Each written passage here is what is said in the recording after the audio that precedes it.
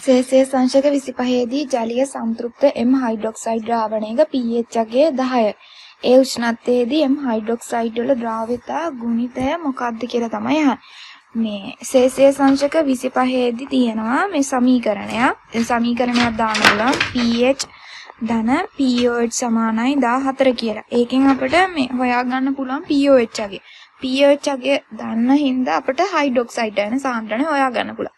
ඒ කියන්නේ මේකෙදි pH අගය 10ක් ඉඳලා pH අගය හොයාගන්න පුළුවන්. pH අගය සමාන වෙනවා මේ 4ක් කියලා එන්නේ. එතකොට pH අගය 4ක් කියලා කියන්නේ හයිඩ්‍රොක්සයිඩ් යන සාන්ද්‍රණය එක ගුණ කිරීම 10 4යි ඝන ඩෙසිමීටරයට මවුල.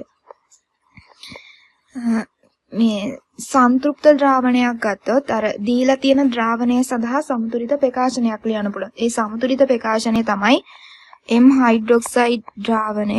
ඒක මේ සමතුලිත ප්‍රකාශනය ලියන්න පුළුවන්. M ධන අයනය ජලීය අවස්ථාවේ තියෙන්නේ. ඊට පස්සේ හයිඩ්‍රොක්සයිඩ් අයන. හයිඩ්‍රොක්සයිඩ් යන මේ පැත්තේ දෙකක් තියෙන හින්දා මේ පැත්තට දෙකක් දානවා. එතකොට මේ ඒකට මේ දැන් හයිඩ්‍රොක්සයිඩ් අයන සාන්ද්‍රණය තමයි අපි හොයාගත්තේ. හයිඩ්‍රොක්සයිඩ් අයන සාන්ද්‍රණය එක ගුණ කිරීම 10 4යි.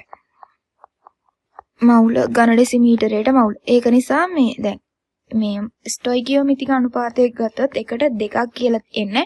ඒ හින්දා හයිඩ්‍රොක්සයිඩ් අයන සාන්ද්‍රණය එක ගුණ කිරීම 10 4ක් ඉඳලා M ධන අයන සාන්ද්‍රණය ඒකෙන් භාගයක් වෙනවා. ඒ කියන්නේ M ධන අයන සාන්ද්‍රණය ගත්තොත් මේකෙදී එන්නේ 0.5යි 10 4යි මවුල ඝන ඩෙසිමීටරයට කියලා. ඒ කියන්නේ 5 ගුණ කිරීම 10 5යි මවුල ඝන ඩෙසිමීටරයට.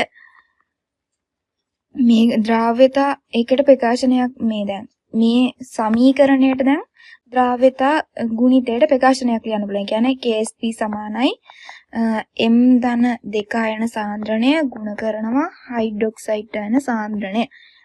ඒකේ මෙතන ස්ටොයිකියෝමෙට්‍රික් අනුපාතයේ දෙකක් ඉඳලා මේකේ වර්ගයක් කියලා. ඒකෙන් අපිට ලියන්න පුළුවන් එක ගුණ කිරීම 10 4යි. දැන් අපි අයන සාන්ද්‍රණ හොයාගත්තා. ඒකෙන් මේකට ආදේශ කරනවා. OH ඥාන සාන්ද්‍රණය එන්නේ නෑ OH ඥාන සාන්ද්‍රණය තමයි එක ගුණ කිරීම 10 මේ නැහැ.